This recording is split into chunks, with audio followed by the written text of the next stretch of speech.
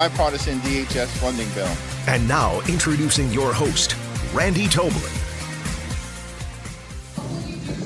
Mr. Speaker, did this set a precedent that you can carve out any agencies you don't like with what the Democrats did? Chip Roy said two can play that game. How do you feel about that? Yeah, I don't want to start that precedent. I think it's dangerous, and that's why the Democrats' game is dangerous. We don't like what the Senate did, but we're going to have to fix that in the appropriations process next year and make sure that we mend it all back together. Why so many of your members?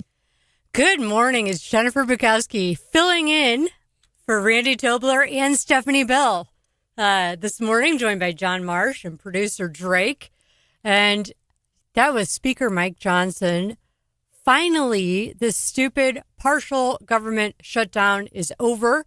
It began on February 14th, 2026, when the Department of Homeland Security was shut down.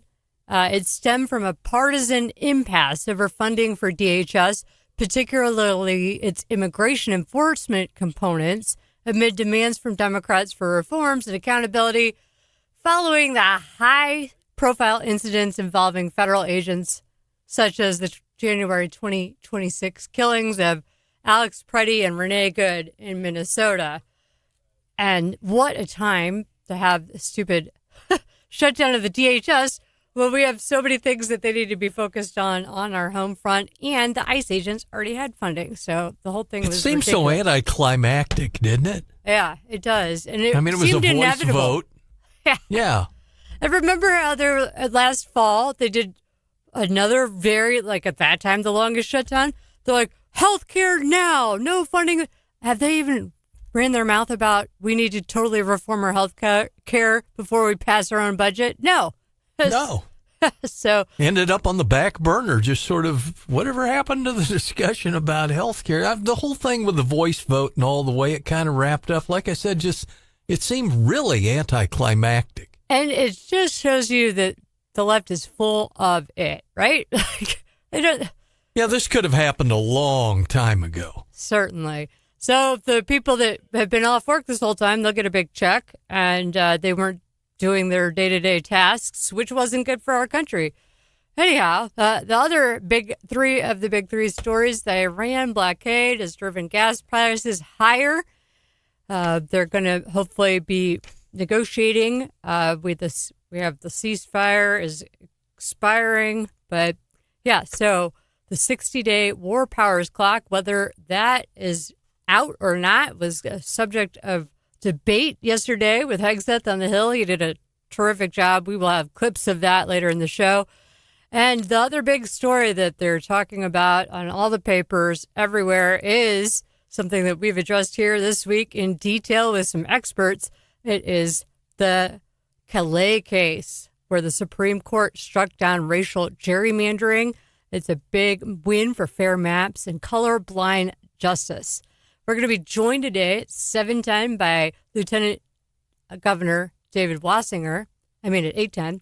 And then Fox's Tanya Powers is going to join us at 7:10 because it's the 15-year anniversary of Osama bin Laden's death. How about that? Yeah, tomorrow. Wow. Doesn't seem like it, does it?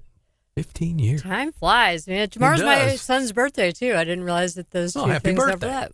Yeah, happy birthday, Blake. So, anyhow, yeah, lots going on. Big show today.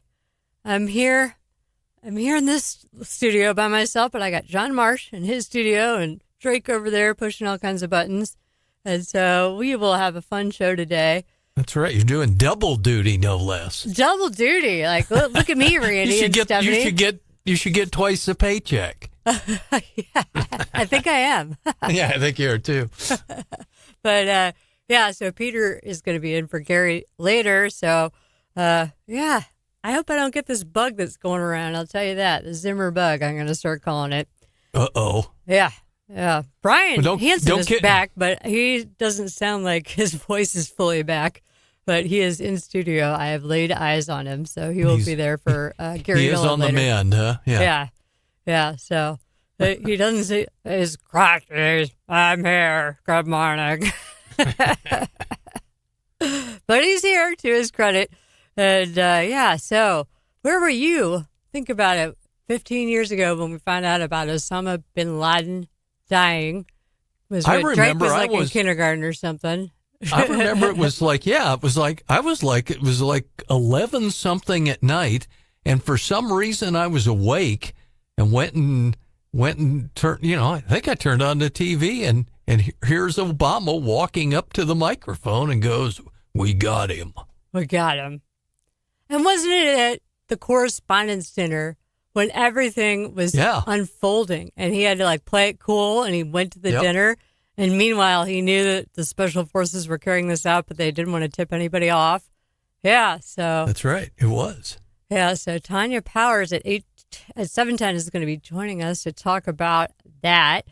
We have great Pete Hegseth clips, and now we have a better video of the White House alleged shooter Cole Allen bolting through the metal detectors the other day. I've been saying all week, it's like, why does the Hilton have a video camera system that looks like about 40 years old? It's grainy. Yeah, it did. It was all fuzzy. You could hardly tell what was going on. And then I guess they got after it and got the digital experts involved and cleaned it up big time. Is that how they did it? Or did they give us a blurry one at the outset? Because I'm like, anybody with a stupid doorbell cam has 1,000 times better video of everything. Yeah.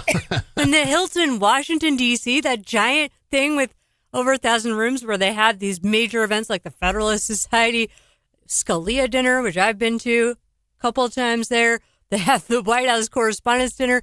They have all kinds of glitzy events with a lot of still using the folks. Surveillance system from the Reagan era. Yeah. It looked like it was 40 years old. And I'm like, it's been a minute. I'm a criminal defense attorney. I've seen a lot of surveillance camera footage in my days. And it's been like a while since I've seen one that bad. And I was just surprised. But this looks like it's the same angle. So I'm like, did they just give us a blurry copy of it for now? And then they're finally releasing the clearer version of it? That's what I'm... Hey, you never know, do you? No, because that would make more sense that they don't actually have the worst cameras ever. Kamala Harris. Yeah, the one they cleaned up is crystal clear. It sure is. We had Kamala Harris. She's just killing it on her comeback tour. There's some TMZ footage from that, and I think we're gonna have to get to that after at 6:35 because there's I'll tell you what, there's an interesting reaction on stage to her comments that she's getting ripped on online all over X last night. It's been quite funny to watch.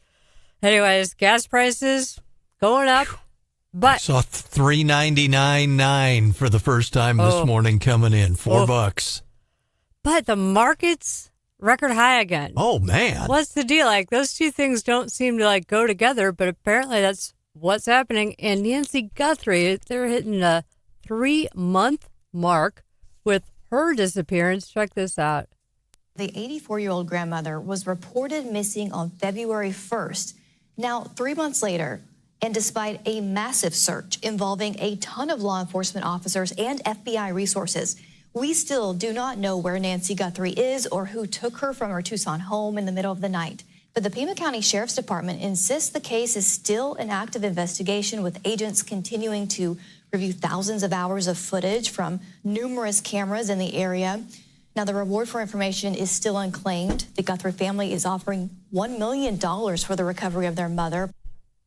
So, my thoughts are hopefully Nancy Guthrie, that thing gets resolved and they figure out what happened to her. I think people are feeling less hopeful that she's returned home unharmed 3 months into this situation. And they haven't heard anything from like the would-be kidnappers, even though some of those were hoaxes, in a while now. All right. Well, next up, John is going to have the daily DC rundown for us. So stick around. It's going to be a good show.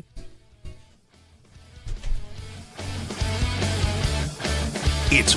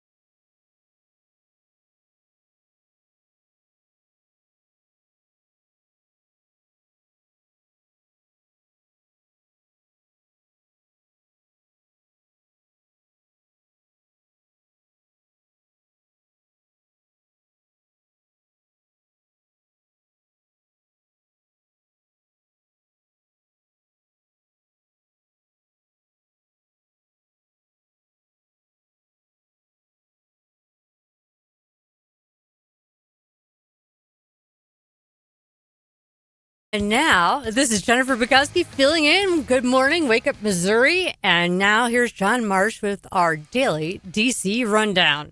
You betcha, the longest shutdown of a federal department. U.S. history came to an end Thursday when the president signed the bill to fund most of the Department of Homeland Security. Following the breakthrough on the Hill, the House unanimously approved the Senate-passed bill to fund most of DHS earlier in the day, with the exception of the department's immigration enforcement agencies. The chamber passing the legislation through voice vote with little fanfare. President said he's nominating Dr. Nicole Saphier to be the next U.S. Surgeon General, replacing his nomination to Casey Means, whose bid has been stalled out in the Senate for months. President announced the shuffle on Truth Social, blaming Senator Bill Cassidy of Louisiana for stalling Means' nomination in the wake of her confirmation hearing way back in February. War Secretary Pete Hegseth facing another round of tough questions on Capitol Hill, this time from the senators and their Armed Services Committee. Pentagon estimated Operation Epic Fury has cost $28 billion to date, and the budget request for the 2027 Pentagon is $1.5 trillion. And Israel Defense Minister Israel Katz warned they may soon resume military action against Iran. So as we say in the radio biz, stay tuned. Stay tuned indeed. Wow. I don't know. How do you think this thing is going to end up playing out, John? Like, are we going to get rid of this horrible regime, or are they going to have to capitulate? Because they don't really exactly have anywhere else to go. Really? Like, if they give up their power, they're done. But what do you think will happen? I don't know. I think in the next round of it, and the president has pulled no punches or made any great secrets, that the next round, if and when this resumes, is going to target infrastructure, like taking out power plants and the power grid and presumably their oil production facilities, which is going to leave Iran pretty much wide open no matter who's in charge. If we take out all that stuff, I mean, his comments about back to the Stone Age may not be that far off. Yeah, and their oil pipes are about to burst. They're out of storage. Yeah. And we still have not seen this alleged Ayatollah that's supposedly in charge of that country now. I don't even think he's alive. I wonder, and if he is, did they chuck him off a building for the reports that he is actually gay? It's hard to say. But that one kind of gives me an ick, because the reporting on him being gay is that he's been with his tutor, like since the guy has been, since he was a kid, like with another man. So that was supposed to be his teacher. Isn't that a little gross? Yeah, and you wonder how much of that may be, some psychological warfare, too, that we're playing with the whole thing there. So who knows? But yeah, I don't think anybody knows who's truly in charge over there, and I don't think anybody on the ground knows if they're truly in charge. Yeah, and the other thing is, like, they're not above, like, offing each other at this point, I'm sure. So no wonder it's hard to find someone to show up at the negotiating table a couple of times, because you pop your head up, bang. It's like when you go, have you ever been, what do you call it, prairie dog hunting? Yeah, exactly. They pop their little heads up, boom. What happened to Leroy? Yeah, gone. Okay, next one pops her head up. What's going on? Boom. I just wonder how much time is left on the table before Donald Trump gets fed up and goes, fine, back to it. Yeah. Because, they said, the naysayers are like, well, you're giving Iran time to rearm. I'm going, yeah, we're rearming ourselves in no uncertain terms either. So. Yeah. And we've got a little bit more of an ability to do that than they do at this point, especially a little as they have deeper bench blockade. For sure. Yeah. And they don't have access to their oil to be giving away for cheap prices to our, non-friends like China. What do you call China now? Are they an adversary? They're not an, what's the technical term there? I'm not even sure. They're the biggest threat that we face on the globe, but we're trading with them. We're at peace with them. Yeah, big trading partner, and they're sort of staying one step back, and but we hear the rumblings that they may be one of the entities, them and Russia, rearming Iran with air defense systems and whatever else. So yeah, intel on where we are. Exactly. They provided, I think they put a satellite up for them a couple of years ago that they've been using to watch our movements in the Middle East as well. I wonder if we're figuring out if they are talking, how they're talking, and if we're listening in, like we listened into the Germans back in World War II. I wonder if we're tapped in. That'd be interesting to know. That's so many things we don't get to actually know. Some things we're going to get to find out, allegedly, like the UFO situation. We're due for a report on that anytime. And also, they're going to look into the murdered and missing and mysteriously dead scientists. They're investigating that. And so hopefully we'll be getting an update on that. I do have an update later on the MIT guy. There's been a big report released on that. I don't know if I'll even have time to get into it today. This might be a Jennifer Bukowski show story because it's really interesting, and I don't know if I have enough time to dig in on it. But did you see that report they released this week on the guy that killed that MIT professor, and then he offed himself after doing he shot up a classroom at Brown University, and then the left was mad about, don't call him the Brown shooter. Like, it's Brown University, like we're not being racist. Anyway. Well, Kamala's winning people over on her comeback tour, or maybe not so much. You bet. I'll tell you what, I got a little clip for you on that, plus a New York Times story of all things that made my freaking day. Stick around, I'll tell you both of those things when we get back on Wake Up Missouri. It's Jennifer Bukowski filling in.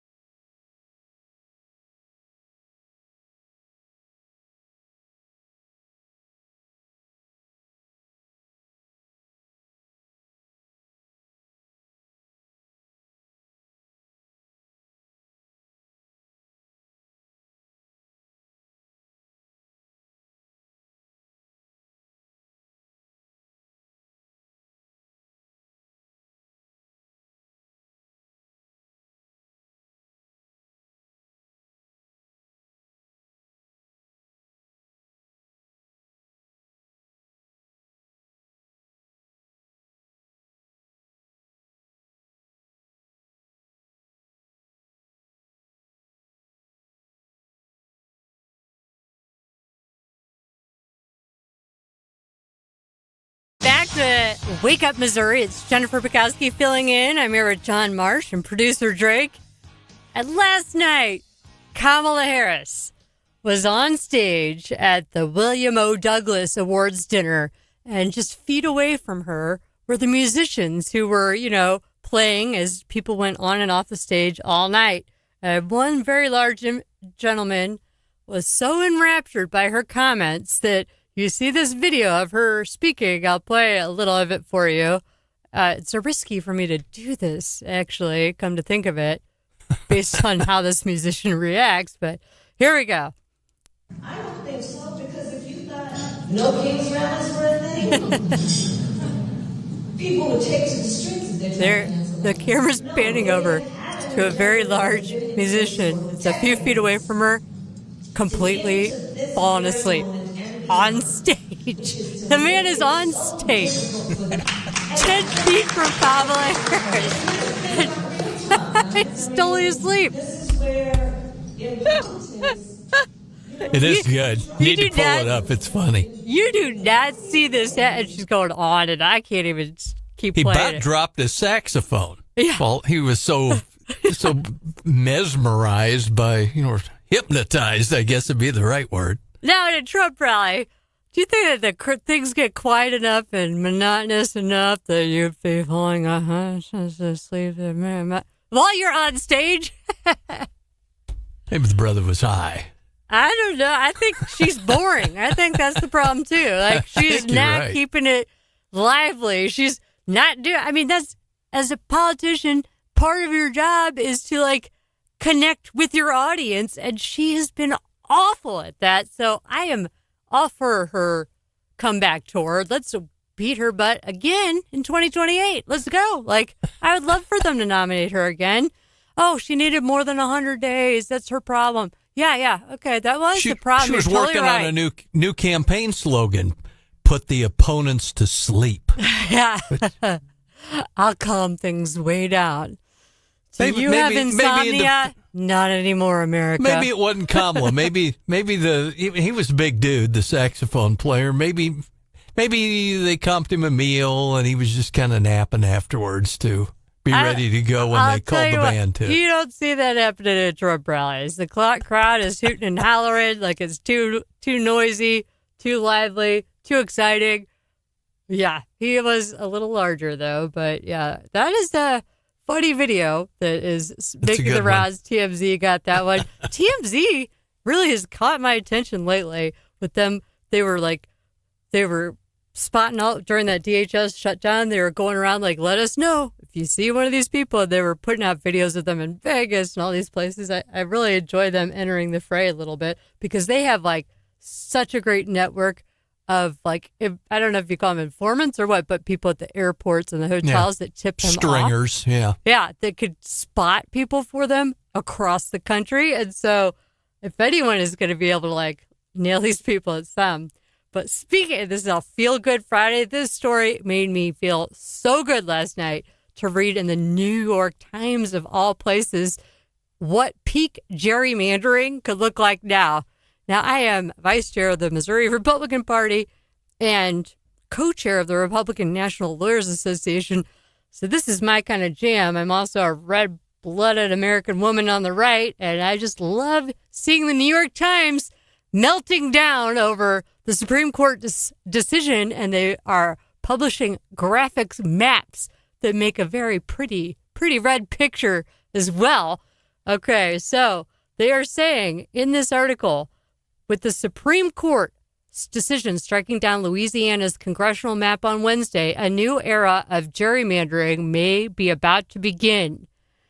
Across much of the country, Section 2 of the Voting Rights Act was the only legal limitation on partisan gerrymandering because the Supreme Court has said party gerrymandering is okay. That's why. As previously interpreted, it prevented states from dismantling House districts where a specific minority group was the majority of the voting population, limiting how far each party could go towards redrawing maps in its favor. No, it made states judge people based on the color of their skin if they were a different skin color and do a special map just for them instead of doing it the normal way that you did for all the other districts in your state. Anyway, That limitation is gone, the New York Times says. The court held that Section 2 does not intrude on the state's prerogative to draw districts based on non-racial factors, including to achieve partisan advantage. Put simply, Republicans and Democrats are now allowed to eliminate majority-minority districts if it helps their party, and so they will. And they've put in these beautiful, I call them beautiful maps. The 2024 map, Democrats won 24 seats in the states in the last election, and they're showing the South. Basically, it's Louisiana, Mississippi, Tennessee, North Carolina, South Carolina, Georgia, Alabama, and Florida. Plausible redistricting scenario, Republicans gained 13 seats through changes already made in new gerrymandering.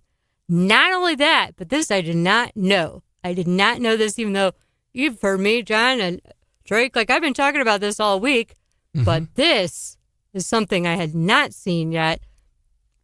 What it means for November. Now, we knew that Florida was going to pick up 4 seats in response to what Virginia did. But the New York Times is saying only a few southern states, including Louisiana, South Carolina, and Tennessee, have a clear path to redistrict before primary voting and without materially endangering Republican incumbents. Those states could yield up to 4 Republican seats in this year's midterms.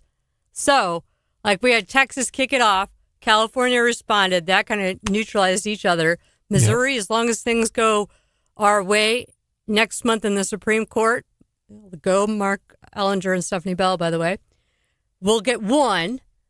Then Florida was responding to Virginia for a 4 pickup, but now Virginia, they have so many problems with their own state constitution and the way they did things that their state Supreme Court has put that on hold, so they might not get those 4 extra seats. So Florida is a +4, and now this is saying we have the potential for 4 more. With Louisiana, they have to redraw their maps, and they put their primary on hold to do so after Wednesday's court decision. So I think things are looking better for the midterms. It was the common knowledge was that we were going to get smoked, but thanks to like our proactive looking at the maps and being like, hey, wait a minute, why were we so timid in drawing the maps in our states when the Democrats were never timid in drawing the maps in their states? And what can we do about it? Acted proactively, battling out the redistricting, mid-decade redistricting before we have to battle things out in the ballot box in November. It's a whole new Republican Party. I'm so proud to be part of it. And the New York Jen, the Times. question I've had for you all week long, and I was just waiting for you to get back in studio with us. I think on behalf of the Wake Up family, there's a lot of questions out there. You know, we heard the ruling from the Supreme Court referencing this. What's that mean for all the state level cases that are still pending? Because we saw this come, you know, the opponents come at it from so many different directions just here in Missouri alone. What's it mean for those state cases? Are they moot or what? Yeah, well, that's a great question, John. And it does impact them. And it impacts it in Florida because one of the objections they're litigating over DeSantis, by the way. Holy moly. That guy got his special session. They got that map done in like lickety split.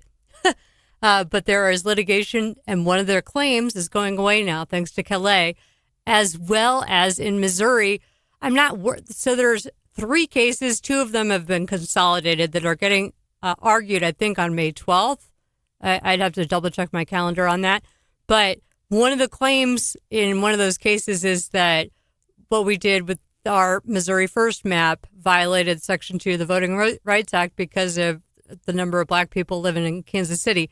No. Number one, they don't have enough black people in Kansas City to be able to have a majority district because you have to have a majority. They don't have half of 700,000 black people living in that area. So it's only St. Louis that just barely qualifies to have a majority district. So I wasn't worried about that claim, but that does kind of moot that claim in Missouri. And it'll make it so that other states where it's not too late can maybe redraw as well without any kind of Voting Rights Act Section 2 claims being brought against them to stop it. Whole new era. And it's so good because, as Kevin Jackson was saying yesterday when I filled in for Gary Nolan, this is just perpetuated racism. and just that no one's had to earn these votes and like be treated like just regular parts of the community where you're going like, oh, you get your special black representative in Congress, but not all black people think and vote alike. And so you're perpetuating stereotypes. And that was what Kevin kind of said, right? Yeah, Kevin was saying that. And I think this is so good for America that this is finally, the way to stop having people treat others differently based on race is to stop treating people differently based on race, which is what we've been doing with Section 2 of the Voting Rights Act with its misinterpretation, as Ilya Shapiro said. And I read that yesterday on the Gary Nolan show as well. This is just properly interpreting that and applying the Constitution properly. So the New York Times, they can melt on all they want. They've made my Friday feel good with that article, I'll tell you that. With one simple newspaper article. Yeah. It made Jen's week. And I had a great day yesterday. I'm like, this made my day even better. All right, great news. A new study finds that if you make 3 tiny and very doable changes, you can reduce your chances of heart attack, stroke, and heart failure by 10%. And I'll tell you what those 3 tiny changes are next. It's Jennifer Bukowski filling in on Wake Up Missouri. It's Wake Up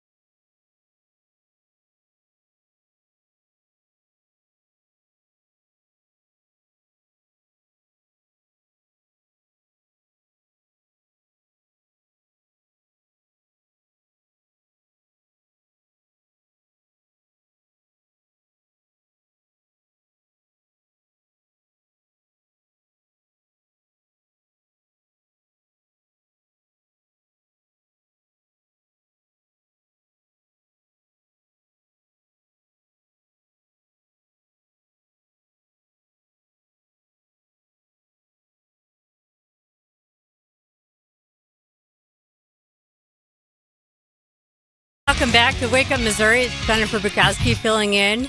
Make Missouri healthy again can sound like a big slogan and a big thing to tackle. But what if the most realistic version of it, if you could realistically make yourself much healthier by doing 3 small things? I'm not Dr. Randy Tobler, so I'm not going to play a doctor on the radio, but I do love a study that gives people practical things to think about. And there's a new one that caught my eye because the takeaway is super modest and doable. Researchers looked at more than 53,000 adults and found that small improvements in 3 basic areas, sleep, movement, and nutrition, were linked to a 10% lower risk of major cardiovascular events, including heart attack, stroke, and heart failure. And when I say 3 small changes, I mean small. Not run a marathon, or become a vegan, not throw everything away in your pantry and start making organic beet smoothies and eating nothing else, These are modest changes. Here they are. You ready for them? Yep. All right. Sleep 11 more minutes a night. That's number 1. Move briskly for 4.5 more minutes a day. And eat 1 extra quarter cup of vegetables a day. Quarter cup. 1/4 cup. It's a mouthful. Yeah. So you do those 3 things, you get a 10% less chance of heart attack, stroke, and heart failure. This is maybe the most easy, doable thing ever. Like 10%, that's not nothing. That's a materially improving your odds of living longer and healthier. It's not a lifestyle revolution. This is not one of these New Year's resolutions that you give up on by about January 9th. This is something that you could do. Just go to bed a little earlier. Stop doom scrolling on your phone a little bit quicker. Go to sleep. Or just take the stairs. Or park your car a little farther away. Just put 1 extra, scoop of peppers into your morning eggs. A few peppers in there. And you can potentially live longer and healthier. And a lot of people in Missouri need to. Our adult obesity rate is about 34.6%, 1 in 3 adults. So we all know what that means in real life. More diabetes, more heart disease, more joint pain, more medication, more exhaustion, and more people who don't feel good. But the encouraging part is you don't have to fix everything all at once. We could just call it the 11-5 quarter cup rule. 11 more minutes of sleep, 5 more minutes of movement, and 1/4 cup of vegetables. How about that? I bet Drake doesn't even get a 1/4 cup of vegetables total. So just 1/4 cup, Drake. That's all we're asking. Get a couple bites of Oreos are vegetables. vegetables, aren't they? Oh, boy. I mean, vegetables, I'll be honest. Randy's always telling us to eat our vegetables, and they taste bad. I don't want to eat vegetables particularly, but I do make sure I do it. But, yeah, just adding a little bit more, like put some peppers in your eggs or add it to your chili. Just get one of those little baggies of baby carrots, and, baby, you're in a way better shape with your health. I bet Kamala's saxophone player probably could benefit from this. Oh, yeah. He could benefit from the fat shot, too. He wasn't having a problem with the extra 11 minutes of sleep, though, was he? No, maybe that's what he was working on. He's like, okay, this is taking a while. I'm going to work on getting me a few of those 11 extra minutes right now. There you go. Now you know how the listeners feel, right? That's why I was nervous about playing that tape on the air. I'm like, it's early in the morning. Am I going to put people to sleep if I play Kamala Harris putting someone to sleep on the radio? Is that radio malpractice right there? No, I think our core listeners like to perk up and hate on Kamala first thing in the morning. Oh, why? I mean, what has been should not be before, Sean. I can't believe they nominated that dingbat. And thank goodness that Joe Biden stayed around and upright enough that she was not our first female president. I was going to be so dang mad if that woman got to be America's first female president. She was a heartbeat away with a very old dude who is not in great shape as president. I'm like, hang in there, Joe. Not that you're doing a great job, but just out of a matter of history, she already got to be the first female vice president. She does not deserve to be the first female president. still holding out hope for our Margaret Thatcher to arrive on the scene. We're overdue. Japan got one. Why can't we have one? It's ridiculous. Mexico is a female president, even though I don't know if she's actually in charge of anything. I mean, it seems like the cartels are really running the show down there, but yeah, what a time. What a time. The 1/4 cup of vegetables, 11 minutes of sleep, and then 4.5 minutes, 5 minutes of extra activity. Doesn't have to be hardcore. You'll live longer. That's the Make Missouri Healthy Again moment. Next up is Tanya Powers. We're going to talk Osama bin Laden and what's changed since. Next.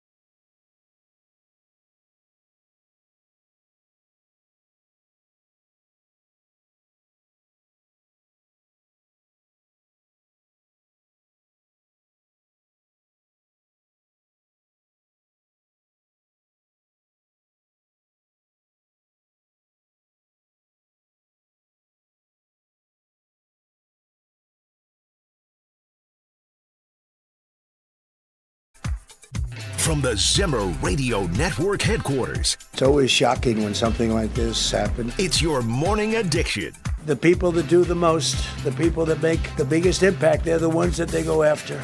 Wake Up Missouri with Stephanie Bell, the Zimmer News Team. Every single senator, every Democrat, and every Republican supports the bipartisan DHS funding bill. And now introducing your host, Randy Tobler. Good morning. It's Jennifer Bukowski filling in for Randy. I'm here with John Marsh and producer Drake. And I have a question. Where were you when you heard that Osama bin Laden had been killed? Joining us now is Tanya Powers, a veteran journalist and Fox News radio reporter who has covered major national and international stories for years. This weekend marks the 15th anniversary of the death of Osama bin Laden, the al-Qaeda leader behind the September 11th attacks. He was killed by U.S. Navy SEALs in Pakistan on May 2nd, 2011.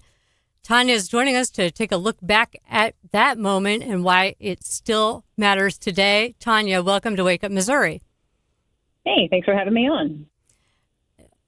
Tanya, take us back 15 years. What do you remember about the night Americans learned that Osama bin Laden had been killed?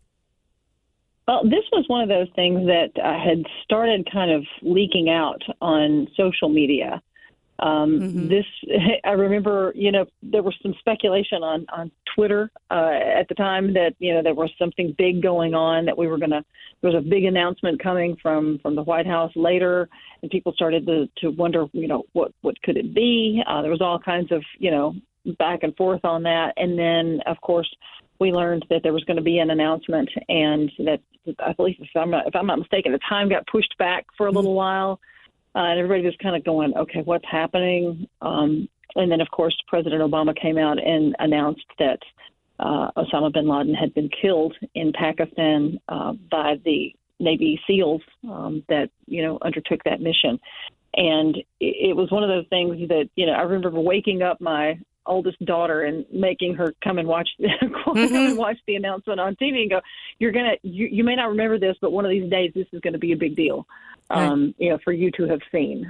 That's kind of what happened with me. And I'm sure there's a lot of other people who can identify with that kind of story. Yeah, I'll tell you what, if we talk about the mood in America that night after that announcement, was a unified mood and one, I don't know, how would you describe it? Of relief, jubilation? What do you recall?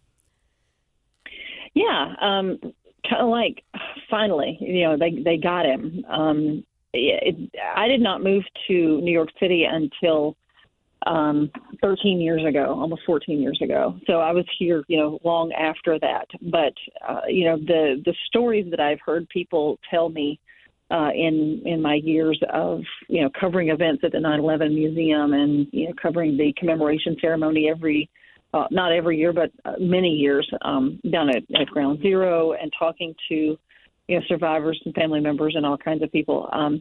You get an idea of, this was big. This was a big deal for the entire country, of course, but it's especially poignant for those folks who, had such firsthand dealings with what went on 9/11 in the most tragic way possible.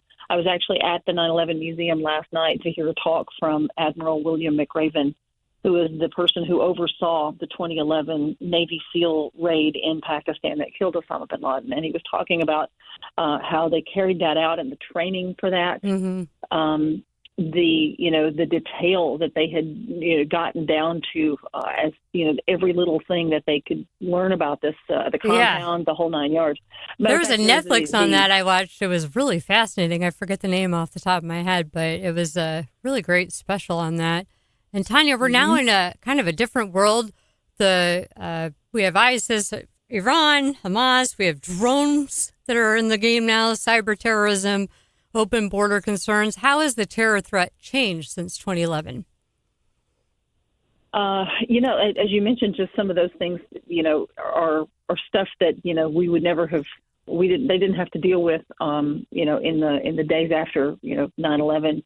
in 2001 and 2002 and the military actions after that, or in 2011 for that matter. But there were, I mean, the one thing that has changed or that has not changed is our military and the talent that they, and the determination and the courage that they display every day. And that's one of the things that Admiral McRaven talked about. He was asked kind of that same question last night.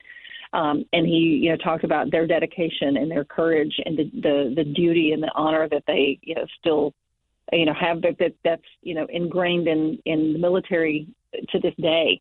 I will also mention one other thing that kind of seems to get overlooked a lot when we talk about the raid. And SEAL Team 6, of course, is synonymous with the raid that killed Osama bin Laden. The helicopter pilots, those were Army aviators. Huh. Those were, and that gets overlooked a lot. People don't realize that the Army played a very huge role. Yeah, that was a huge role.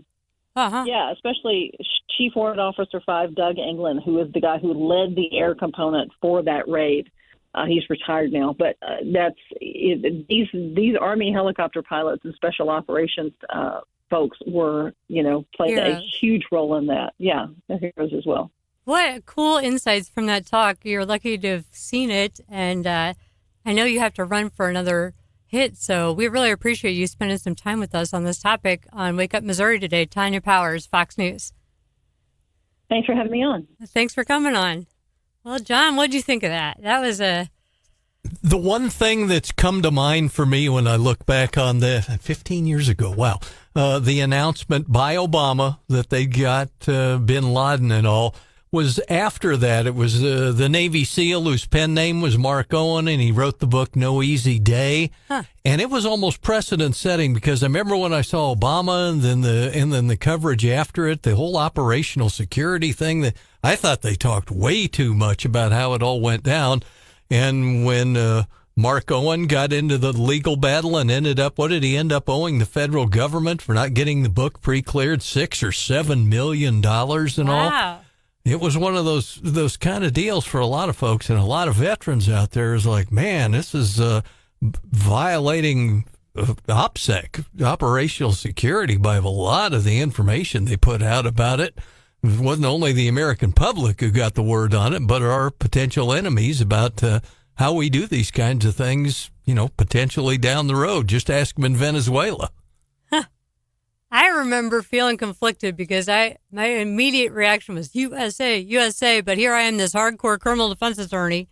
Someone just got killed without a trial, but I was kind of a hypocrite on it, but I didn't care. I was very thrilled to hear that Osama bin Laden had been taken out, and they took his body and to prove it, and dumped him at sea. What was that and Netflix all that special? I wonder. It was really interesting. That it just came out like 6 months ago. You know what I'm talking about? Yep. Yeah, I haven't seen it, but yeah, boy, it looks good. Yeah. And when she was referring to the Army aviators, that's the 160 SOAR, the Special Operations Aviation Regiment that's stationed at Fort Campbell, Kentucky. And I have a look at good John friend. just whipping out all of his divisional knowledge and all this stuff. You're pretty good at this stuff, John. Well, and I mention that because I have a good friend here in mid-Missouri whose son is one of those individuals with 160 SOAR, and there's a whole lot of sneaky Pete stuff behind the scenes, and that's how they do it. Huh. Well, yeah, I just remember the jubilation. It's one of those moments where the country was unified. I think like 9/11. Ironically, Osama bin Laden unified America twice, like once with the attacks in our country and once take on it. With his death. And so I guess that's the silver lining to that tall, evil man. He was one of the only two people in my life I've been like, if I saw him, I would have to try to take him out. There's no way I could have taken that guy out. But the Ayatollah Khomeini, I mean, that dude was like 86, 87 years old. Man, maybe I could have had a chance. We don't know. Anyway, I wonder, things have changed because now drones, like these terrorists can use these, what do they call them? The not equal tactics to do a lot of damage. Yeah, exactly. So what they say, changing. what the Iranian simple attack drones are, $30,000 a piece, and we're shooting them down with $1.5 million missiles. So. Yeah, and that's why I was like, the whole country was fixated on Nancy Guthrie, but then we had 15 agricultural drones the sizes of ATVs stolen in a sophisticated operation, and nobody was talking about it. Like, find those drones. Those drones could take out tens of thousands of people at an event.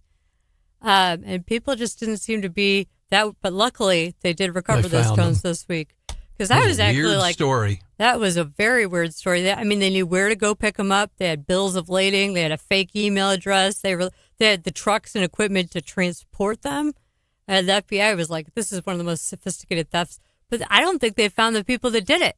No, I don't think so. So that's concerning. Because if they're capable of doing it once, they might do it again.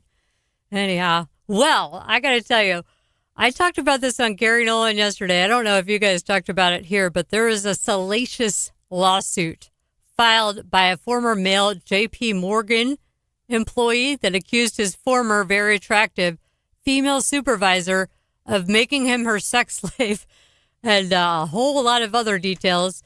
It appears that might have already all been made up. I have a big update on the wild story that I talked about on Gary Nolan yesterday. We'll get to it next here on Wake Up Missouri. It's Jennifer Bukowski filling in. Don't go away. It's Wake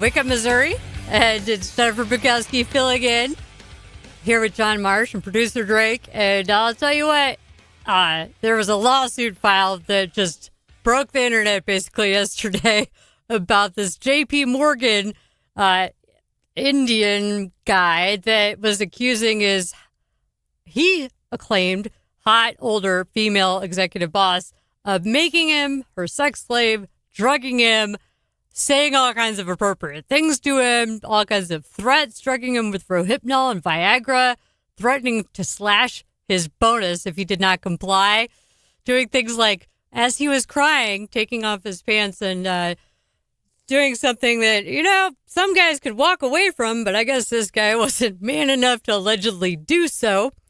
And that part, when I got to that line, I'm like, yeah, file this under never happened. Okay. Did not. Anyway, he's been unmasked. Mr. No has been unmasked. And you just take a look at this guy and you look at her and everyone's like, okay, this is things that never happened. He unfiled his lawsuit to, quote, make corrections. But this dude looks like Dory from Finding Nemo. If you look at the pictures of these two, she's hot. This is like the whole thing read to me like something that he's been fantasizing about that never actually happened. And according to J.P. Morgan, they thoroughly investigated all the phone logs, the emails. They found no evidence for that whatsoever. And not only that, she wasn't his supervisor. They were on one of their same teams, worked together, but she wasn't his boss. So many problems with that lawsuit, and it's pretty hilarious. But it sucks for her. Like, now she's been kind of made famous, but at least it only took like one day for this lawsuit to be withdrawn. And you know what? Maybe he should face some blowback from this, and I'm sure he deservedly will. Yesterday, I was like, how come her picture is everywhere, her name and background is everywhere, but we don't get to see the person making these accusations? Why is he entitled to some sort of protections? I think he needs to be named, and we need to know more about him. And he can't just make these accusations against a successful, high-performing female executive, 39 years old, I think, married as well, without, having more scrutiny on his claims. But what do you think of this, John? Have you been following this salacious story? Oh, I can't hear John, Drake. Oh, John is not on it. John's pushing buttons. Are you back, John? Can you hear me now? I can hear you now. Yeah, it was one of those kind of deals where I saw the initial story when it broke, and the clickbait headlines that went with it. And I said, let's check it out and see what it is. And it was like, this is awfully stinky because, with the roofies and the Viagra and the sex slave angle, I was like, come on. And when she allegedly comes up to him and she's like, I bet your Asian wife doesn't have these cannons, and pushes her boobs up against him or something. I'm like, this is not something that a woman would say. I mean, own you. Yeah, it's I like own people you. don't talk like you've been Brown watching boy. too many porn movies, dude. I read you've been watching too much porn. You know which one he's clicking on. He's clicking on mean female boss that bosses you around in sexy ways. And I cannot believe that this guy put this stuff in an actual lawsuit and filed it, though. That is, you don't see that every day. No. Thank you, come again, right? Sound like maybe Apu from The Simpsons got involved in helping him write this one. And then one thing I was postulating is look, a lot of these things, the drugging, the sexual crimes, he's taking a lot of boxes for a special U visa. Could that have been a motivation? But I don't know. Maybe this guy's just a nutter. His attorney is not commenting to the New York Post or the UK Daily Mail. But as Buck Sexton said, all it took was this guy's photo to come out for everyone to be like, this never happened. Now, Drake, you're like, he's not that bad. But no, if you look at the picture, there's a disparity there between their looks. Go ahead. Yes, there's a disparity. I'm not saying that, but the way you described it, I thought that he was going to be, like Jabba the Hutt, like that kind of ugly. No, he's just kind of odd looking. That's what he looks like. Oh, here's another X post on it. #MePoo. Me Poo Ooh, yeah, she did it to me too. In your dreams, buddy. Literally in your dreams and fantasies, did that ever happen? I mean, that's my opinion about the situation. I guess I don't have all the facts. I wasn't there when he was crying and she was allegedly doing something that, men just have no choice in that matter. They just have to stand there and take it. Yeah. Yeah, but there's nothing else I can do. Yeah, what a terrible predator she is. Not. All right, well, Hegseth absolutely crushed it on Capitol Hill yesterday, and I've got great clips to play for you next. It's Jennifer Bukowski filling in on Wake Up Missouri.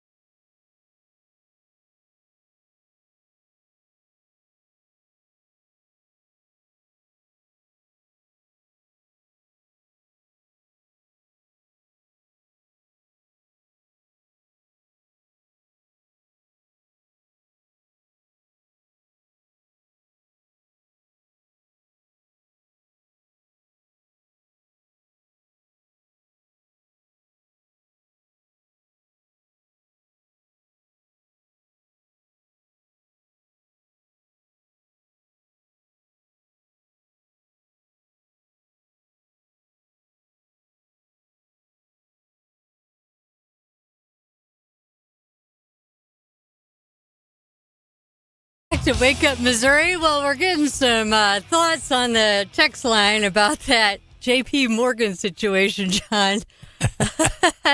That's if you didn't hear the last segment, a story blew up the internet about this very attractive female J.P. Morgan executive.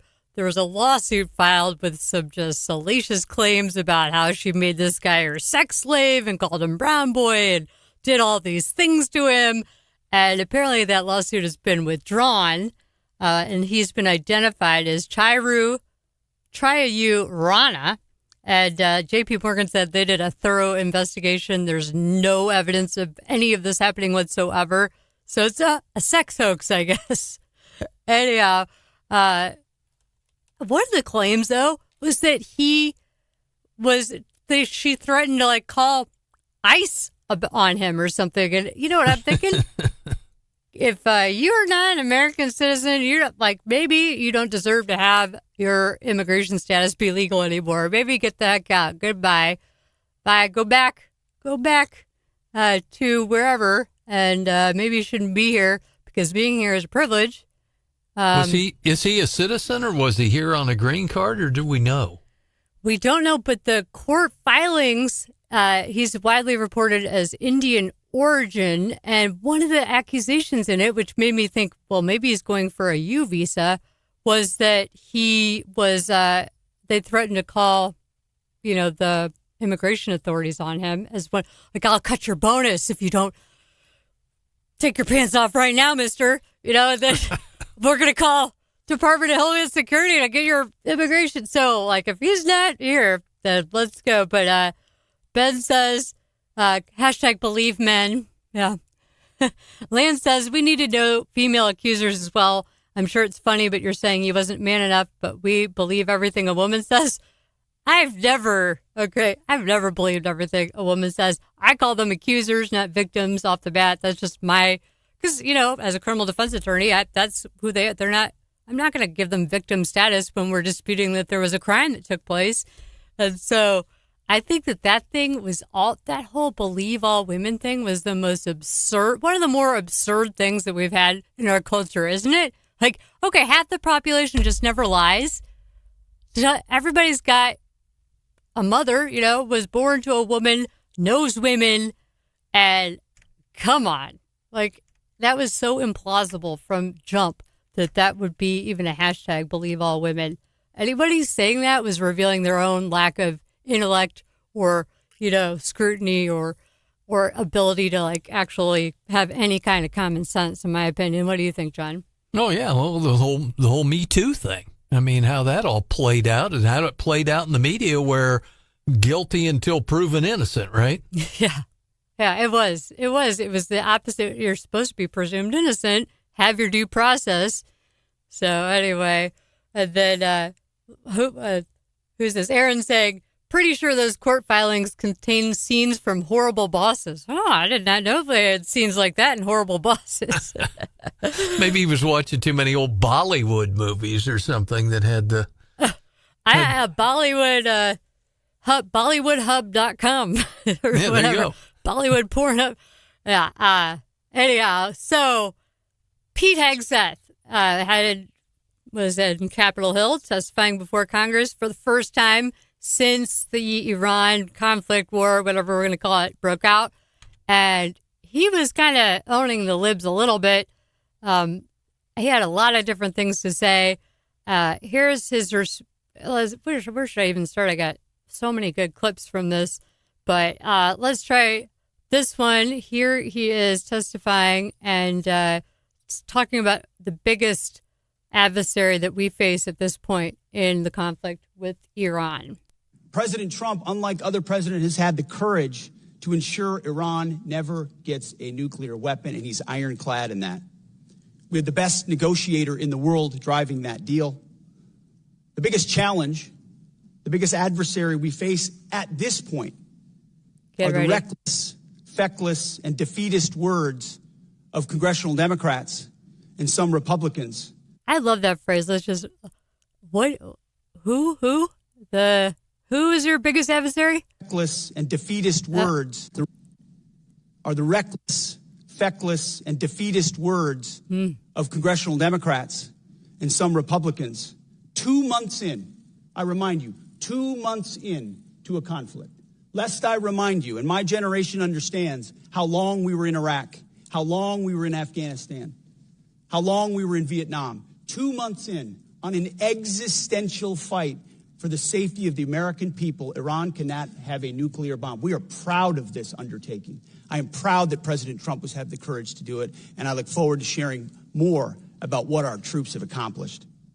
That was a great line. Again for the opportunity. Right there. Reckless, feckless, and defeatist words of congressional Democrats and some Republicans 2 months in.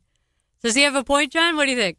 He's an old TV guy. He can study a script with the best of them. But yeah, Pete pulls no punches. He's shown that as he's gone into both these committee hearings this week, that he's not afraid to go toe to toe with them. And his take is parrots the administration's take, that the folks on Capitol Hill who aren't supporting him rank right up there with our enemies. You know what? Also, is this inappropriate of me to say, but he sure can fill out a suit. Looks good in a suit testifying there. He does make a... He spends a lot of time in the weight room, and he doesn't make any secret of it. And then at the White House Correspondents' Dinner, there were so many on X posts of him locked in, standing there ready to act. He looked so... He's like alpha male. Yeah. I like him. Meanwhile, a security team's trying to drag him out, and he doesn't want to go. He's standing there I'm ready. Let's go. I wonder if he was carrying, if you're the head of the Department of War, you should be allowed to bring a gun in, I would think. But I would seriously think the security teams, they don't allow that. Well, who are they to get to say to the Department of War head whether or not he gets to have his firearm? He comes in through the back, so... He could have a gun on him. I'm not saying he did, but not saying he doesn't. But I'm not sure that that's real high on their list of priorities for sure. Yeah, I'm sure. But as many haters as he has, he might want to carry a firearm with him. We had rumblings. You think back a number of years about Eric Greitens presumably wanting to carry. That's when right. He was governor. Good recall. Excellent recall there, John. Did you see that? Also, we were talking about how they had this new footage today, and now people are analyzing it. The dog was on to the shooter at the White House Correspondents' Dinner, tried to follow him into that side room, and his handler pulled him back. Then moments later, he goes running through. But good job on the dog. The dog was with it. That's impressive. But yeah, it's also, people are saying that's more evidence of a failure of Secret Service to do grade A job in that whole situation. So, I think that they're going to be facing more scrutiny now. I mean, we had the Butler and incident, and now this, not a great look.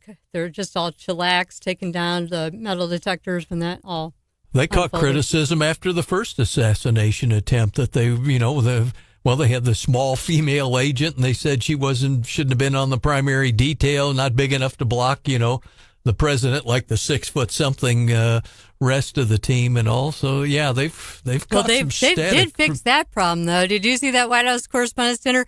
All of a sudden, a dude who looked like a member of the audience stands up, blocking on the stage in front of Trump, and everyone's like, this guy should never have to buy a drink again. It was like, dang, that was not some small female. That guy was big, muscular, and ready to act, and immediately was ready to take a bullet for the president. It was really cool to see. So there were some very good moments for the Secret Service as well on Saturday night. Was that just Saturday night? Yeah, it was. Yeah. That was crazy. I'm show prepping for the Jennifer Bukowski show. And once again, on the weekend, everything changes in my show prep because huge news always breaks every weekend. I wonder what it'll be this weekend before my show on Sunday, 10 to noon. I hope everyone tunes in to enjoy that. Who knows? We might own Cuba by then. We never know. Okay, I think we have time for one more Pete Hegseth clip here. This one's worth playing. It might be a little long, but he talks about the single dumbest phrase in military history. Let's go. I haven't talked about it as much in these hearings because this is a budget hearing about $1.5 trillion that's historic and significant. But underwriting the change that we've seen in our department was a laser focus on getting back to basics. And the key word to that is merit. We had a department that was obsessed with gender, ideology, and race, diversity, equity, and inclusion. In fact, the mantra you would hear dripping from the lips of generals and with a serious look on their face was, "Our diversity is our strength," which is the single dumbest phrase in military history. Of course, our diversity is... And I mean, yeah, your lethality is your strength. Focus on that. You have one job. It's like to be a lethal force, not to be, looking like you're for an ad for some clothing company. Okay. So I'm glad he's focusing on the mission driven, merit based driven leadership coming from this Trump administration. Lots of talent. Oh, we're getting more texts about that hot JP Morgan executive who was doing terrible, terrible things to her employee, allegedly not. Men should have started a movement called Us Too. Oh, and then Outdoor John says, the only time I don't have my pistol at work is when I forgot to put it in my pocket. My employer, thankfully, is a strong believer in the Second Amendment. I am too. I have a sign at my law firm. Your lawfully concealed firearm is welcome on this premises. You know why? That signals to the bad guys, I'm packing too. I think it's dumb to put up the no guns allowed sign because that's just a signal you're unarmed. Hey, I don't have a gun in here. Yeah, come on in. Yeah, I think it's funny how they think that people who would come in and shoot people would care about your damn sign. The only reason they would care at all is to know that, they're going to be fine. There's not going to be armed resistance against them. All right. What do we have coming up next? That would be all except for this. What you got, John? Let's call it the Pickleball Hitman. Oh, I love a pickleball story. Okay, don't go away. We'll be back on Wake Up Missouri. It's Wake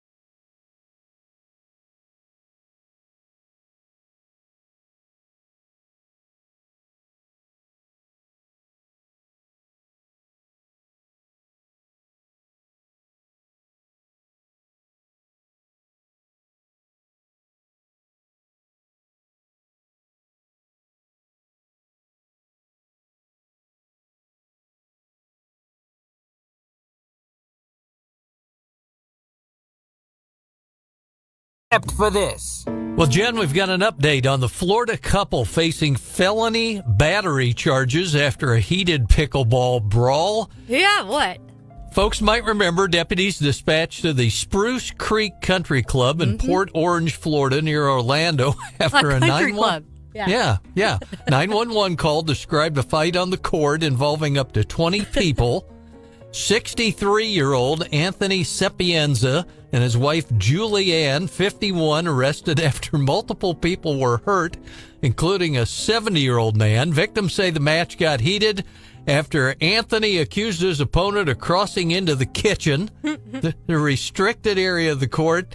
Teams exchanged verbal insults before Anthony Sapienza punched the guy in the face and then hit him with his pickleball paddle. The EMS said it's bleeding and swollen. He's got blood all over his face. A third 7-year-old attempted to break it up. He said Sapienza punched him, and once he was on the ground, Julianne jumped on him and started pounding him. The wife. Oh, boy. Charging documents, the assistant state attorney alleged that Anthony Sapienza used a pickleball paddle as a deadly weapon to intentionally cause great bodily harm, permanent disability, or permanent disfigurement to the victim. Thank you for that update. This was a fascinating story amongst all my pickleball friends, including the ones at the country club. I just cannot imagine country club people. What kind of country club do they have down there in Florida? Like, behaving this way. Like, 70, that's not old for pickleball necessarily. Yeah. Those people can be dang good. It makes older me than think that, back they to can my... kill you I at was a big pickleball. racquetball player back in the day, and I remember a couple of those. Yeah, I remember a couple of those got pretty heated. I mean, not to blows, but it's in, it's out, it's in, it's out. Have you tried pickleball, John? I have not. Oh, my gosh, you would love it. I played racquetball. Do you like ping pong? No, I'm not a real good ping pong player. I wasn't that great at racquetball either. Racquetball skills are very useful. Lobbing is a big thing now, and I know how to do that from racquetball. Even the male pros are doing lobs as a major shot. And how about the kill shots and all that, like in racquetball? Yeah, there's some of those, like a little thing that drips just over the net. Like there's that total, the racquetball skills come in handy. The tennis people crush it at pickleball as well. But it's an easy access sport. Like volleyball players are good at, like all kinds of people can be surprisingly good. If you look at our pro, Dylan Frazier from Ashland. World ranked. He wasn't even a tennis player, and he was, at one point, number one in the world, first to unseat Ben Johns in any of the three categories as number one. He was number one in mixed doubles and didn't have any kind of tennis background. He'd played soccer and basketball. And now he's among the best in the world, and he's the official guide to the Mizzou pickleball team, as you can see up there at the kitchen, the big banner on that. So I'm going to update my friends on that story because we were all like, "What? With the 20-person fight at a country club over pickleball?" Yeah, and you see the way pickleball's presented. It's for every level of the sport. I'm sure you got some killer people at the top of the game, but then it's recreational for a lot of folks. But it makes me think back in the day when, handball was a big thing, even before racquetball. And boy, oh boy, I mean, especially the folks who played in the big cities and in the inner city. And some of those handball games ended up with fatalities at the end of them. So fatalities. Oh my gosh. Well, I think the pickleball community is more welcoming and friendly, and you can go to Albert Oakland Park in the mornings and play. I hear in the evenings it's like college kids that aren't nearly as good, by the way, all up there playing after work hours. You could play at the kitchen. They have open play for like $15. For beginners, it's 8 to 11. And then for intermediates, it's 11 to 2. And I sometimes head over there after the Jennifer Bukowski show 10 to noon because it's not too far from the studio here. So, cool. Come on out and give it a try if you're interested. Don't try it in Florida. Yeah. Well, Florida's got peak pickleball. This is a fluke incident. Only in Florida are you going to have a 20-person pickleball fight. Oh, my gosh. All right. Well, Lieutenant Governor David Wassinger joins us next to celebrate a big anniversary for Route 66 and talk about cameras in the Senate. That's next on Wake Up Missouri. Jennifer Bukowski filling in.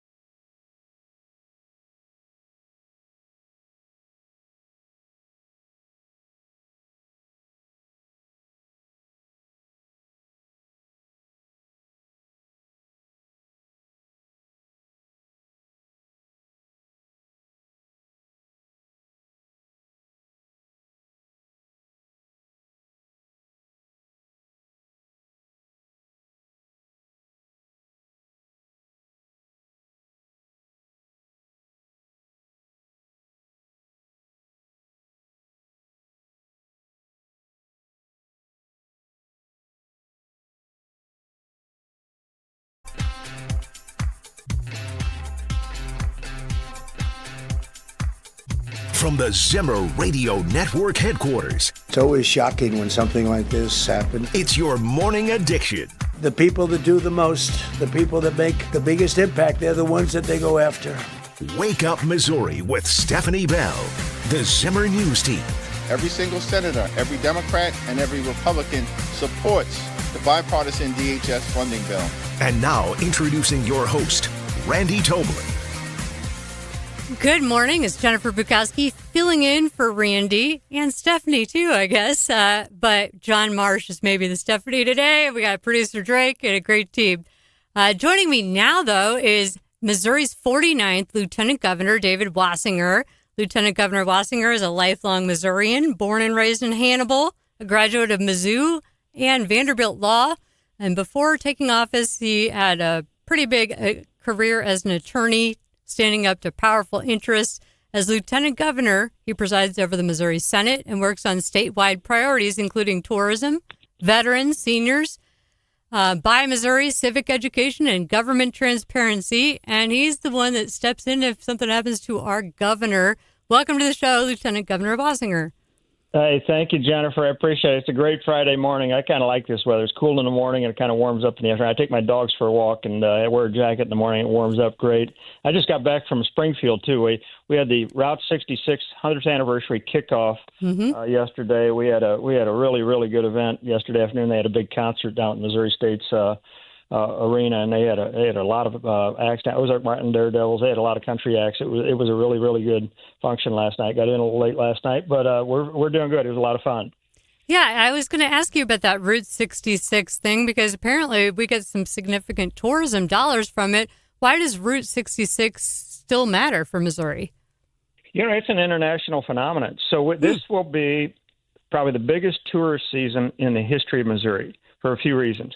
One, we have the World Cup coming to Kansas City. Yeah. And we've got 6 games being played there, but we have 3 of the top 10 FIFA soccer teams in the world are having base camps in Kansas City. So they'll be training over in Kansas City for 30 days prior to their matches. So they will be, all their fans will be coming over. Lionel Messi, the best soccer player in the world, will be training over in Kansas City. Argentina, England, and Netherlands are going to be the 3 teams over there. Ooh. So we have that. And when they come over here, they're going to want not just be in Kansas City, they're going to want to see Missouri. So they're going to get on Route 66. You know, you get your kicks on Route 66. It's been made famous through songs, movies, Thelma and Louise, the movies. So everybody has seen this on a global basis. So when they come over here, they want to travel Route 66. And then we're going to have a lot of America 250 celebrations this year. It's the 250th anniversary of Missouri. So we're trying to tie this in with our Buy Missouri program. So we put together a brochure where we've got Buy Missouri, Missouri-based businesses along Route 66. So we took down a bunch of brochures, and we're handing those out. I gave some to Governor Kehoe to hand out, too. So we're really pushing Missouri-based businesses along Route 66 and trying to tie all this together. I need to try Route 66. I'm getting kind of bored with Highway 70, especially with all the construction, that's for sure. Yeah, I drive that too, and you're exactly right. Yeah. Construction's something else. That's a nail-biter drive on 70 right now. Governor, when we talked to you on the campaign trail, something you talked to us about repeatedly was DEI in the state of Missouri. It's been a very busy session this year regarding the diversity legislation at the Capitol. Where are we at on those bills, the ones you've been tracking? Well, there's been a few of them. So right out of the gate, Governor Kehoe entered an executive order, doing away with DEI programs in the state of Missouri. And I serve on a lot of boards and commissions. I will tell you, DEI has infiltrated every board and commission I sat on.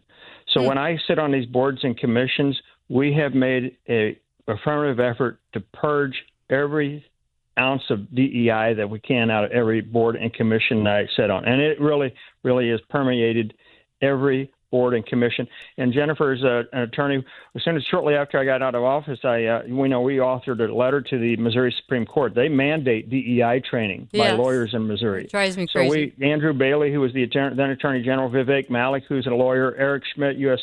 Senator Eric Schmidt, who's an attorney, all the statewide attorneys, for the most part, authored a letter at which I headed, asking the Missouri Supreme Court, which, frankly, they have not yet done. They haven't done away with it, so we can continue to keep in communication with them, but it's percolating under the surface. You have to hound these people. And the other issue we're looking at right now, I just had something flagged in University of Missouri, which is kind of a DEI offshoot, are these H-1B visas. I don't know if you hear anything about it, but it has become an epidemic of fraud, and where they're importing these H-1B candidates, taking, they're basically low-cost foreign workers. Yeah. It has really become a problem, and I flagged that, and we may have to address that at various places, institutions in the state of Missouri. Well, Dave, while I have you, you just brought to mind, you're the perfect person for me to bring this up with. The Missouri Board of Governors still has 3 diversity seats, where basically you have to be not a white male to be able to run for these 3 seats in the Missouri Board of Governors. I think, the U.S. Department of Justice Civil Rights Division might take umbrage with that, because they've certainly sued in Missouri, right, over a similar issue where they had... Well, Catherine Hanaway, our Attorney General, Catherine Hanaway, I think needs to look at that. She did that with the Missouri, the sports athletic board. They had that was Hanaway. Yeah, they that's had a similar dynamic going on. I think you need to hammer these people, and I think our Attorney General needs to take a good, hard look at the governing board of the Missouri Bar. Yeah, I think so. Like, it's overlooked, and you're right. Hanaway brought that, and the DOJ Civil Rights Division joined Jesus Osete, Missouri's own Jesus Osete, leading up that effort.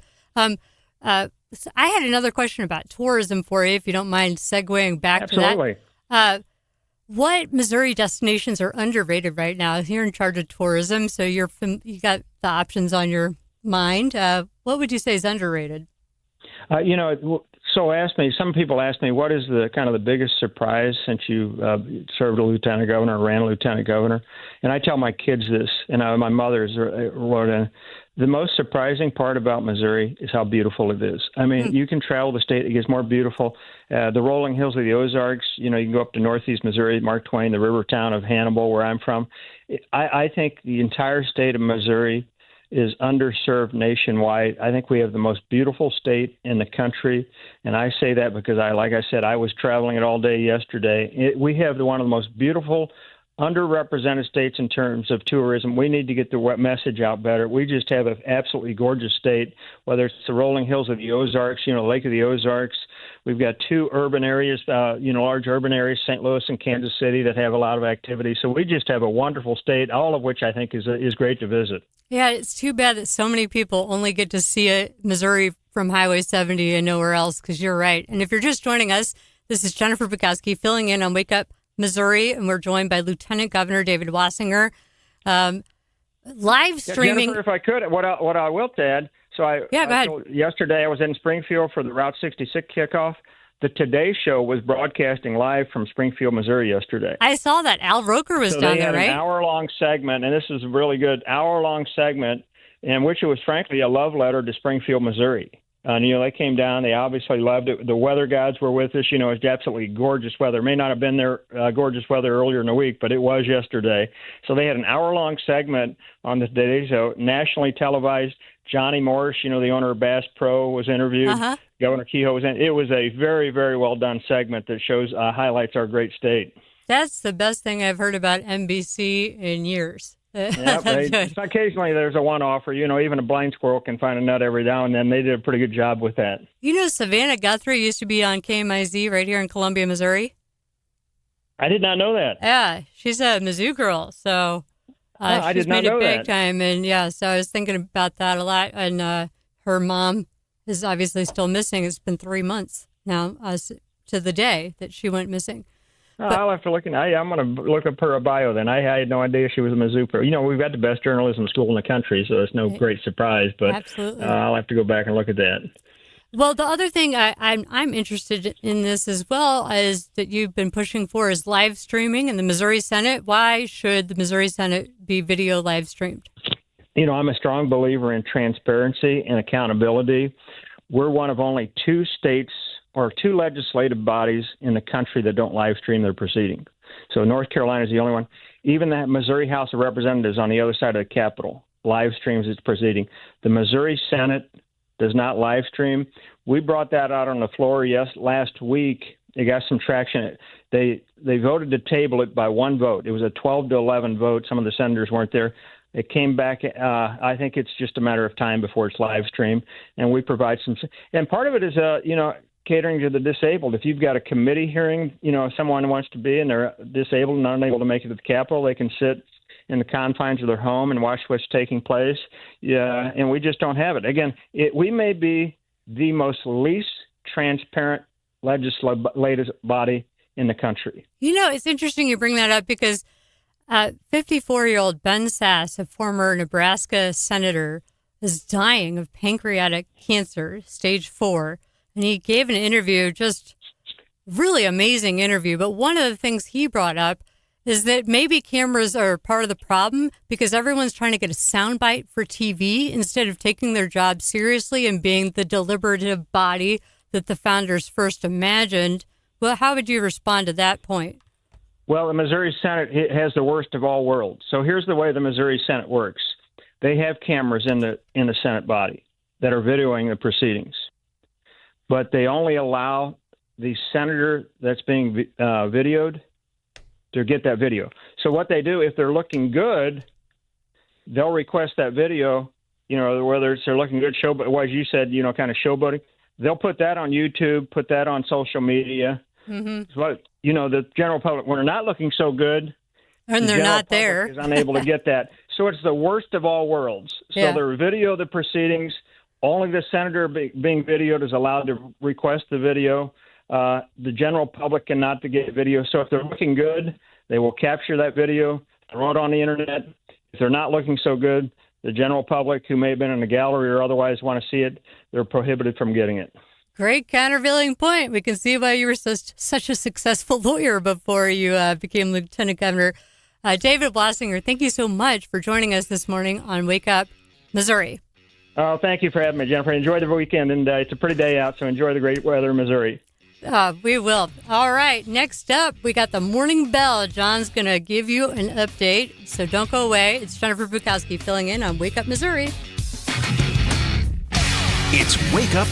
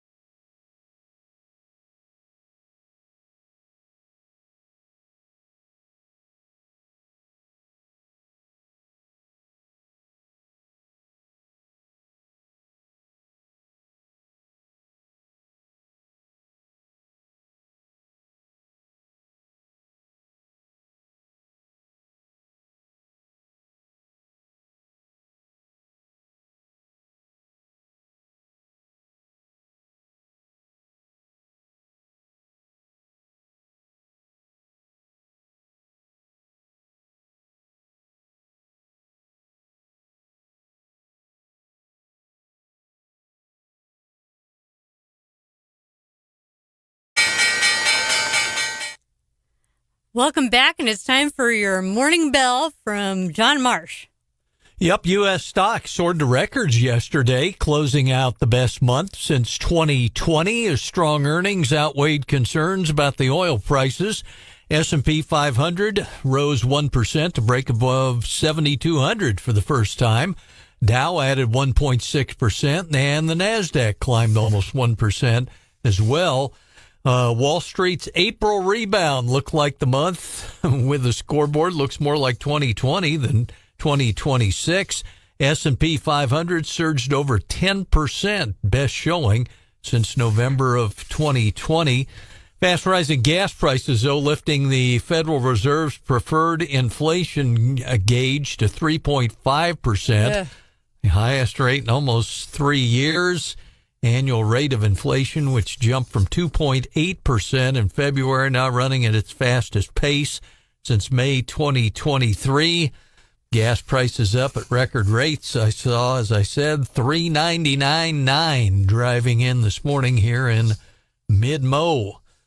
And after 8 years spinning 3 administrations, 66 interest rate setting meetings, a criminal probe tangling with the Trump administration, Jerome Powell capped his final policy meeting as the chair of the Federal Reserve.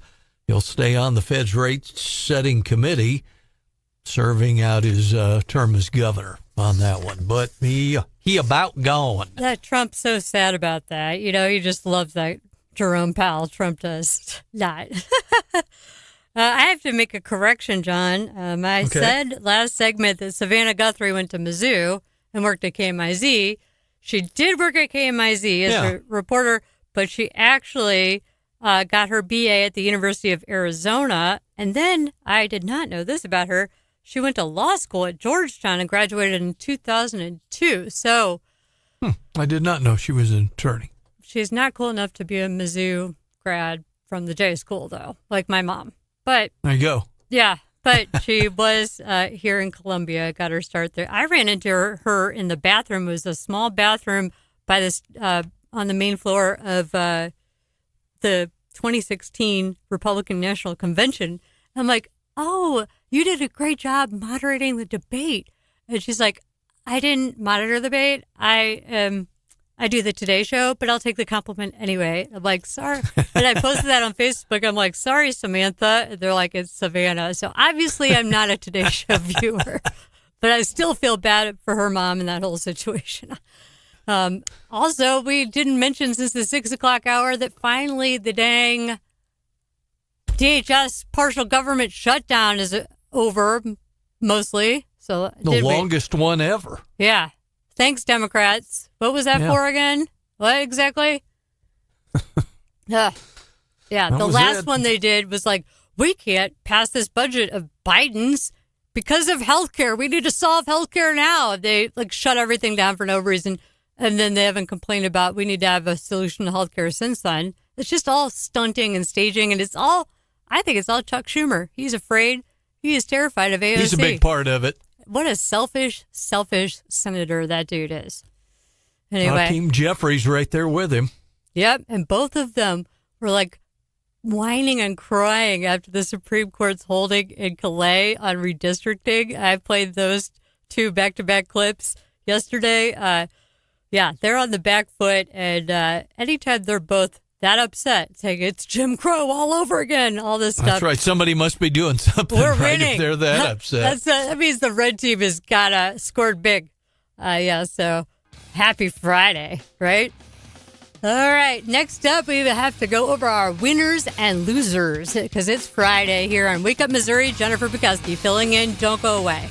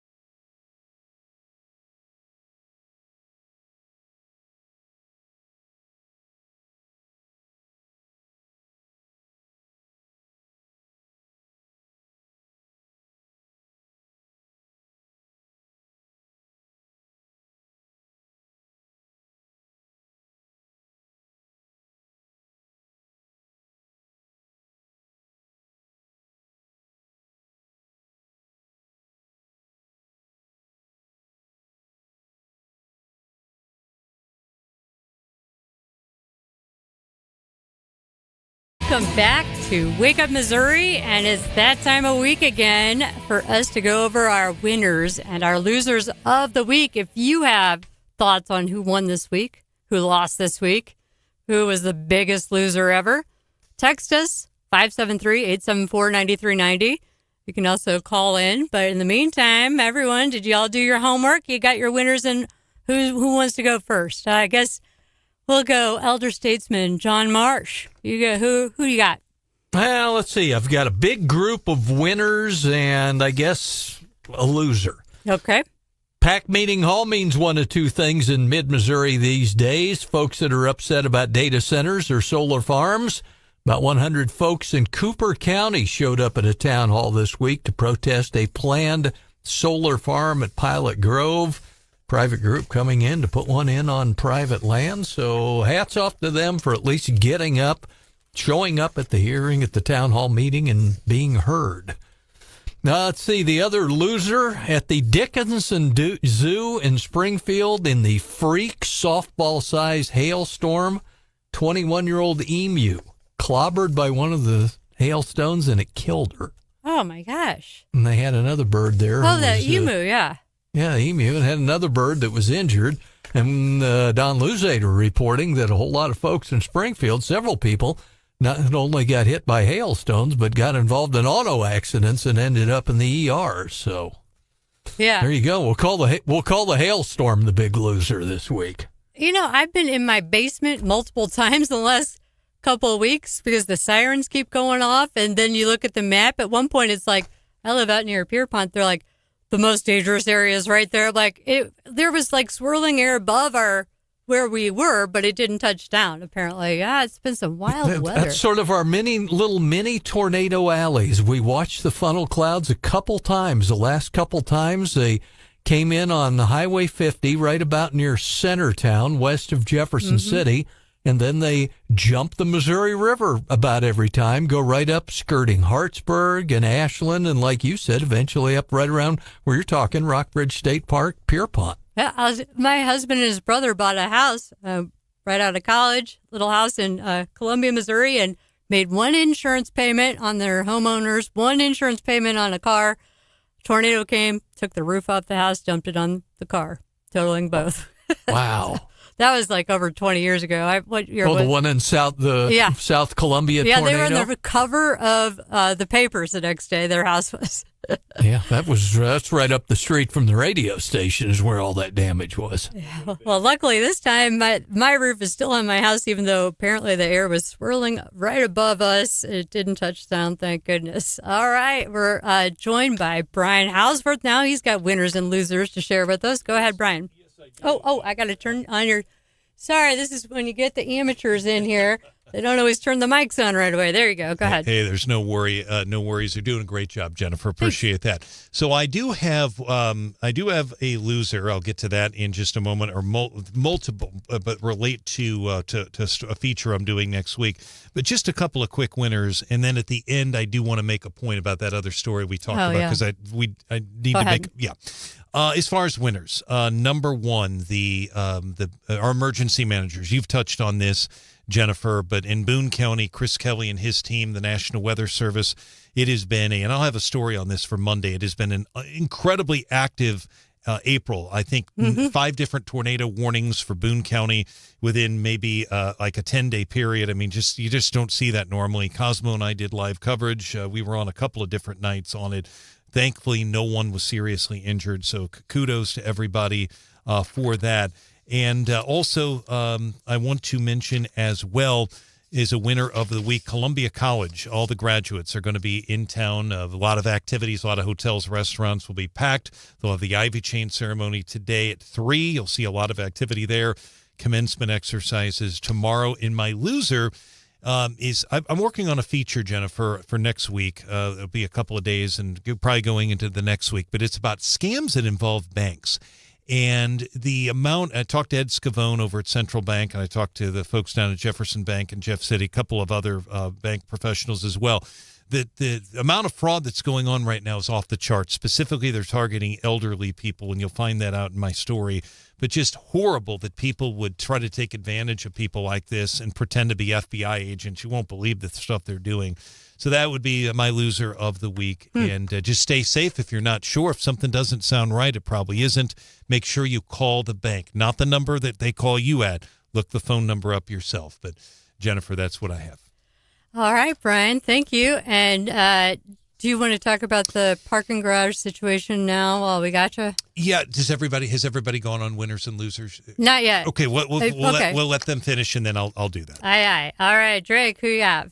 All right, I'll make it quick. Good. I got 4 winners, 1 loser. All of them sports related, so I'm sorry if you don't care. Battlehawks, St. Louis, 3rd in the UFL. They played last night. Awesome to see that. Cardinals are 3rd in the NL Central and 8th in the MLB. So I know Scott Fahn is already jumping around. This is awesome. Yeah, we actually have the Cardinal baseball games on at our house for the first time in I know. 2 years. We might be good this year. I'm excited. My third one is NBA and what they do about tanking. So a lot of teams like to lose intentionally to get better players. That's kind of what's been going on, and it makes really crappy TV. So they have tried to fix this multiple times with lotteries. So if you're last, you don't necessarily get the first pick. You get a lottery ball, and that's how they figure that out. Now it's the bottom 2 get 2 balls. The next 5 get 3, and then it's 2 from there on. So there's going to be a little bit more competition in the end of the season. The NBA regular season is such trash that, I mean, a lot of people don't watch it anyways. But hopefully this will help.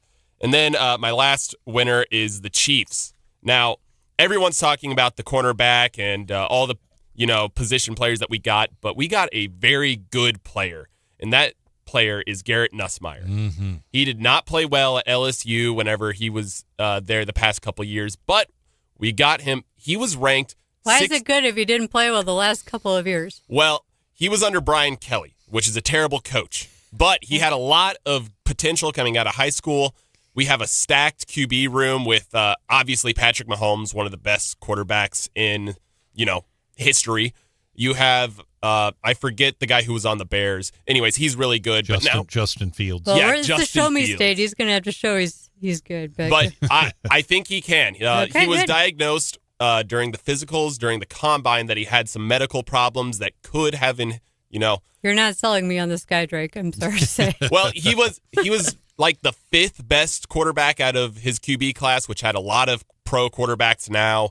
Okay. I mean, he showed promising potential. He had a couple good years, then got injured. That's why he wasn't great. Right. So, and the other thing about Nussmeier, we should add, and anytime you change a coach in the middle of the season, to Drake's point, in this case it was Brian Kelly, and they had an interim. Now it's going to be Lane Kiffin, obviously. How do you guys memorize all these names? Oh my God! Well, I had to do scoreboards for Alabama, and he was down there, and then of course for Mizzou all those years. So I was mentioning him a lot. But he's a gunslinger. I understand what Drake is saying. It's just he also had some injuries, but it's really hard when they change coaches. Jaden Daniels and him were really tight, and Daniels won a Heisman. People thought maybe he'd get that. He didn't, but I think he'll do well. Well, doesn't Nussmeier's dad? Isn't Nussmeier's dad a coach for the Saints? Yes, he is the QB coach for the Saints. And played in the NFL, yes. And then my last loser is Brendan Sorsby. I don't know if you've heard about this, but with the whole gambling scandal, he is entered into a gambling rehab facility in Lubbock, Texas, which is where Texas Tech is at. And this is going to be huge. He was the not front runner, but he was high up in the Heisman futures and all of that. Great player. He gambled a lot, like thousands and thousands of dollars, getting himself into a lot of trouble. And it's just not a great look for college sports and gambling, since that was recently legalized here. So not good. All right. Well, I have a winner of the week. It was wild and surreal that Erin Howley, Josh Howley's wife, was in the coming on the Gary Nolan show while I was filling in right as she found out that she got a 9-0 win at the Supreme Court of the United States of America in the case of First Choice Women's Resource Centers versus Davenport. In New Jersey had been demanding them give all kinds of information like their donor list. They said that violates the First Amendment, and they won not 6'3", not 7'2", 9'0". So congratulations Wow. to Erin Halley. She is a fierce talent, and proud that she is, Missourian, I guess. And for also, I know we always give this guy some props, but I just love our president. I just here he is. He gets someone's trying to come for him again, and here's what he had to say when asked whether or not he would be interested in wearing a bulletproof vest. Is there talks about you potentially wearing a bulletproof vest moving forward, given you have now been shot at? I don't know if I can handle looking 20 pounds heavier. These guys, they look so good. Some of these guys are physical specimens. Some of these guys are trouble. I don't want to be near him. That is so funny. Yeah, I don't know if I could handle looking 20 pounds heavier. I've got these physical specimens around me already making me look bad. That is so Trump. And he's just laughing it off. And even that reporter there, they're supposed to keep it kind of poker face. She couldn't help but bust into a laugh when he responded that way to that question. So, yeah, Trump's winning. Did we get to everyone? Did I have a loser? Oh, who was my loser? I'm forgetting. If you have one, I'm getting the signal. Am I supposed to ignore you like Randy does when I'm getting that signal? What does that mean, Drake? I'm not sure. What could he mean by that hand signal over there? All right. I guess it's time for a capitalistic quick break, but we have some interesting leftovers, including this terrible TikTok thing. You need to make sure your kids are not doing this thing. I'll tell you about it next on Wake Up Missouri. It's Jennifer Bukowski filling in.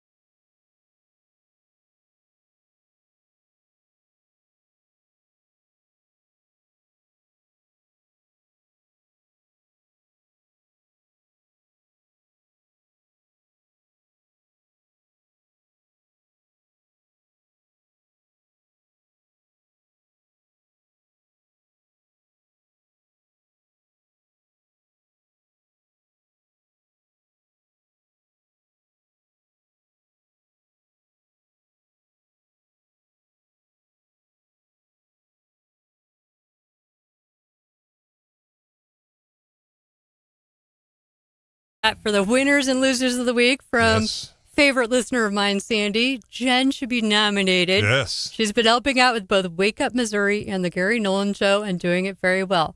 Thank you, Sandy. I've been trying hard. You've done great. That's great. That's fantastic. And I'm getting in tip-top shape for the Jennifer Bukowski Show 10 to noon on Sunday. I can tell you that. Lots of breaking news every Sunday on that, no doubt. Yeah, and Brian, I apologize. You had an important update for us, local news update, and I didn't circle back to you. So please share that with us. And if I choke up, folks, I apologize. This is a really difficult story to report, but I just want to give a very quick explanation on the suicides that we've been have been having over the last several years at the downtown parking garage. That would apply really to Jeff City and Springfield as well. We normally don't report on suicides when it happens. I won't go into any detail in a home unless it's a public figure and stuff, but a public suicide on a garage obviously makes it newsworthy. Also, the fact that the Columbia City Council and the city have spent $900,000 plus on suicide prevention measures since the garage opened. Just a horrible situation. We had another suicide. And it didn't stop this late. Yeah, go ahead. No, it didn't. I'm saying apparent suicide is what the police actually confirmed to Colin Inhofe. It was a suicide. We don't know if the person got to the top and got over the fence. We don't know if they went through because it's the top level that's covered up by the fence.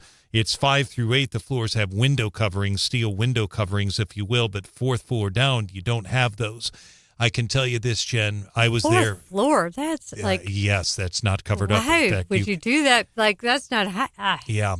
That's up. If the picture's on our website, you can see the garage. The last thing I'd tell you is I was at the event 3 years ago, Mother's Day weekend, and the young man who committed suicide was on, and he cleared on Mother's Day weekend. Yeah, his relatives saw that happen. I was there too, and I told you off air it was absolutely horrible.